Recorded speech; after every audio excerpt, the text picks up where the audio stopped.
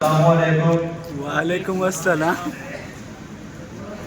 आज कार्यकर्ता सम्मेलन था जिसमें हमारे प्रदेश सचिव जनाब अफ्ताब खान,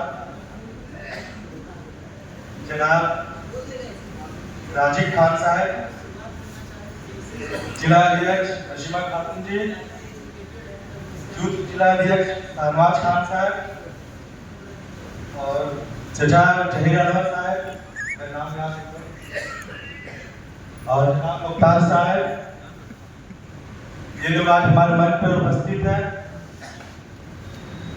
आज हमारा मौजा या आज हमारा जो मशाइख था या आज हम लोग जो यहाँ हाजिर हुए हैं इसलिए कि आज हमारा कार्यकर्ता सम्मेलन था जिसमें जिला कोर कमेटी बनाया गया है, जिसमें जिला अध्यक्ष साहब अपने कुछ मेंबर को जोड़ेंगे अपने जिला में, जो उपाध्यक्ष के तौर पे होंगे, जिला सचिव के तौर पे होंगे, मीडिया प्रभारी के तौर पे होंगे, यूथ के तौर पे होंगे, यूथ उपाध्यक्ष होंगे, यूथ में सचिव होंगे। इसलिए केवल वही लोग आज यहाँ आए हैं और आप लोग का दिल छोटा हो रहा होगा, मैं समझ रहा हूँ पीछे देख करके कि आज भीड़ नहीं है, तो भीड़ इसलिए नहीं है क्योंकि ये कोई संवाद नहीं था, ये सिर्फ कार्यकर्ता सम्मेलन था जिसमें कुछ कार्यकर्ता जो गिना चुना चुनिंदा जो खास होते हैं वही आते हैं इस कार्यकर्ता सम्मेलन, इसलिए दिल को छोटा करें। और नसीमा खातून जी के हौसला को अफजाई करें कि उन्होंने MIM को नवादा में लाने का काम किया और जनाब शहनवाज साहब जो 5 साल से लगातार लगे हुए हैं, 2020 से ही मैं उनको जानता हूँ, बहुत कोशिश में लगे हुए हैं कि नवादा से एक बार MIM को इलेक्शन में उतारा जाए और अपने हक और हकूक की लड़ाई लड़ा जाए। और जरूरी नहीं कि हक और हकूक की लड़ाई में हमेशा जीत होता है, कई बार हार करके भी कुछ सीखने को मिलता है। हारना भी एक है ना जरूरी मौजा है जीतने के लिए। भी लड़ता है हारने के लिए, दूसरा चुनाव लड़ा जाता है हराने के लिए और तीसरा चुनाव लड़ा जाता है जीतने के लिए। तो अभी तक तो पहला चुनाव भी नहीं लड़े सलीम साहब। आप अपने दिलों को छोटा ना करें, इस बार MIM नवादा से जरूर लड़ेगी और कुछ कारण के वश यहाँ पे मुसलमानों में नवादा मुसलमान जो है डरे सहमे हैं कि हम अभी MIM में ज्वाइन हो जाएंगे, अगले बार की तरफ फिर से ना हो जाए, क्योंकि 2020 में पूरा जिला में प्रचार हो गया कि नवादा से MIM लड़ेगी, नवादा से MIM लड़ेगी और हजारों लोग आके सदस्यता लिए थे पिछले बार विधानसभा के इलेक्शन में। लेकिन लास्ट में महागठबंधन किया गया MIM का, जिसमें उपेंद्र कुशवाहा जी को शामिल किया गया और नवादा के सीट उनको दिया गया, जिसके कारण से पिछले बार इलेक्शन में नवादा से MIM चुनाव नहीं लड़ी थी, जिस वजह से MIM के कार्यकर्ताओं में काफी नाराजगी रहा और शायद उसी नाराजगी का असर ये है कि आज वो लोग नहीं आ रहे। वो फिर सोचते हैं कि अभी हम जाएंगे अपना चेहरा को चमका देंगे और फिर आगे वाले के निशाना मान जाएंगे कि ये MIM में जुटा है और फिर MIM का कैसा यहाँ से टिकट ना मिले, फिर वही बात हो जाएगा जो पिछले विधानसभा में हुआ था। तो भाई ऐसा नहीं है, इस बार MIM नवादा में हर हाल में लड़ेगी, क्योंकि यहाँ आश्वासन दिया गया हमारे प्रदेश सचिव जनाब अफ्ताब खान साहब का, प्रदेश अध्यक्ष जनाब अब्दुल साहब का, युवा प्रदेश अध्यक्ष जनाब आदिल हसन साहब का, कि इस बार बिहार में 100 सीटों पर चुनाव लड़ा जाएगा।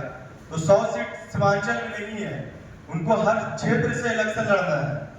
तो इस बार दिल छोटा नहीं करें, मगध से भी कम 10 प्रत्याशी होंगे, जिसमें एक प्रत्याशी नवादा से भी होंगे।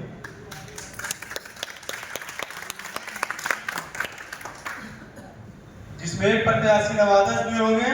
और दूसरी बात कि MIM का नवादा से चुनाव लड़ना क्यों जरूरी है। देखिए एक चुनाव को लड़ने के लिए 20 लोग 25 लोग नॉमिनेशन होते हैं। सबको होता है कि मैं जीत कर अपने हिसाब से काम करूंगा, विधानसभा का अपने हिसाब से तरक्की करूंगा।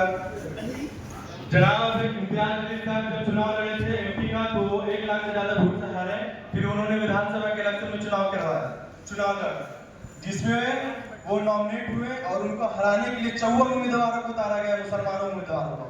इम्तियाज जलील के साथ 54 उम्मीदवारों को उतारा गया और टोटल औरंगाबाद सेंट्रल से 104 उम्मीदवारों को रजिस्टर करवाया इलेक्शन लड़ने के लिए।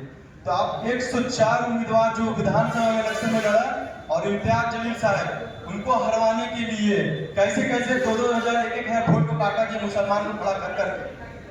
और वही होगा नवादा में भी, जब एमआईएम अपना टिकट देगी, जब एमआईएम अभी अपना फिगर को सामने करेगी कि ये इलेक्शन लड़ने वाले हैं, तो उनको आप वोट को काटने के लिए, उसका वोट को रामारती करने के लिए 5-6 कैंडिडेट को उतार दिया जाएगा। जैसे औरंगाबाद महाराष्ट्र में इम्तियाज जलील साहब को हराने के लिए किया गया। वो 50,000-60,000 वोट से लीड कर रहे थे और अचानक से लास्ट राउंड में 2,000 वोट से हार जाते हैं। 2,000 वोट से हारते हैं, जिसमें जो 54 मुस्लिम कैंडिडेट था जिसने मिल करके लगभग 17,000 मुसलमानों का वोट काटा था। अगर वो नहीं होता तो आज इम्तियाज जलील साहब महाराष्ट्र के असेंबली में बैठे होते और अपने आवाज को उठाते रहते। तो भाई ये हमारे अंदर ही कमी है कि हम अपने लोग को आगे बढ़ने नहीं दिया जाता है। और नवादा से भी बहुत सारे लोग रहेंगे मुस्लिम उम्मीदवार, कुछ जानसुराज से आएंगे, तो कुछ निर्दलीय आएंगे, कुछ समाजवादी पार्टी से आएंगे, कुछ आजाद समाज पार्टी आएंगे, मतलब बहुत सारी पार्टियों से आएंगे कि मुस्लिम का रहनुमा हमें, मुस्लिम का रहनुमा हमें, तो वो ठगने वाले हैं। अगर मुस्लिम का कोई रहनुमा है तो वो सिर्फ बैरिस्टर शाह अशफुद्दीन ओवैसी।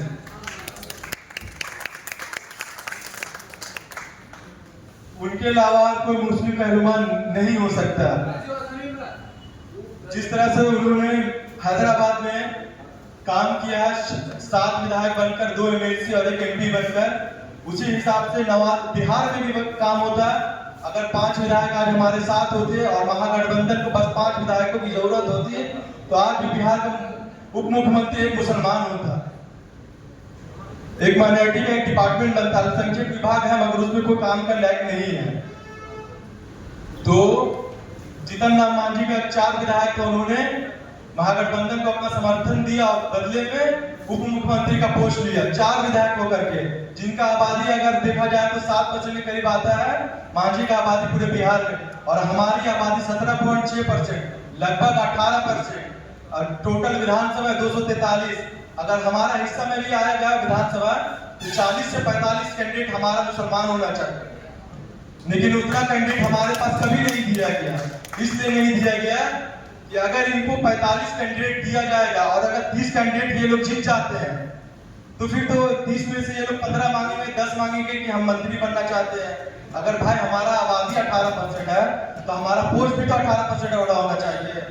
आप 13% वाला मुख्यमंत्री बनिएगा, 2% वाला उप मुख्यमंत्री बनिएगा, तो हम 18% वाला सिर्फ बस दरिये बिछाते रहेंगे, हम भी आगे बढ़ेंगे। और ये लोग एमआईएम का साथ, कल तेजस्वी यादव जी का एक इंटरव्यू देख रहा था, जिसमें पत्रकार ने उनसे पूछा कि आप एमआईएम को साथ में क्यों नहीं लेना चाहते हैं, तो उन्होंने बोला एमआईएम हमको भी दे दे 13 सीट लड़ने के लिए तेलंगाना में। अरे आइए ना बात तेलंगाना में, 100 से लड़ी तेलंगाना में, नोटा से भी कम वोट आएगा तेलंगाना में, आके तो देख लीजिए। और लड़ना होगा तेलंगाना में तो आके वो 7 सीटों पर लड़िएगा जहां एमआईएम का विधायक है। वो 60 सीट नामपल्ली, मलेकपेट, चंद्रयान गुट्टा, चार मीनार, ये सब सीटों पर आकर के अपना अपना कैंडिडेट उतारिए, पता चलेगा कि क्या है क्या नहीं है। आप बिहार में होकर के बोलते हैं हम इतनी बड़ी पार्टी है, तो आप लड़िए ना भाई, जाके यूपी लड़िए, आप लड़िए महाराष्ट्र जाके लड़िए। खुद तो लड़ते हैं और दूसरे जो लड़ते हैं उसको बी टीम बताते हैं,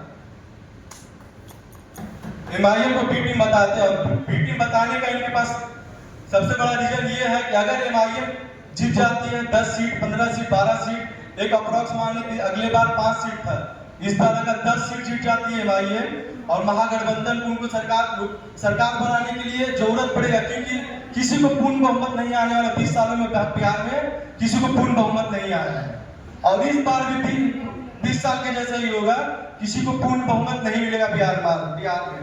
और महागठबंधन का साथ देने के लिए एमआईएम आएगा, एमआईएम साथ देकर के सरकार भी बनाएगी।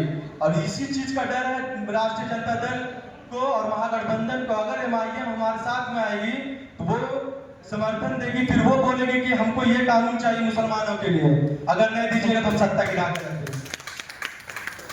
एक्चुअल डर इनका ये है कि अगर हम उनका कानून बनाने नहीं देंगे तो हमारा सत्ता को गिरा देंगे। तो इसलिए उनको सत्ता में भागीदारी देना ही नहीं है। उनको बी टीम बोलो, इनको वोट कटवा बोलो, उनको जो बोलने में आए, मगर उनको सत्ता में भागीदारी देने का कभी उनको अवसर देना ही नहीं है, जिससे कि वो अपना सत्ता में भागीदारी मांगे, वो अपने हिसाब से कोई कानून बनाए। आज हम लोग देखते हैं सीए, एनआरसी, एनपीआर जैसे कानूनों, काला कानूनों को पास किया गया लोकसभा में, जिसको समर्थन जनता दल यूनाइटेड नीतीश कुमार ने किया।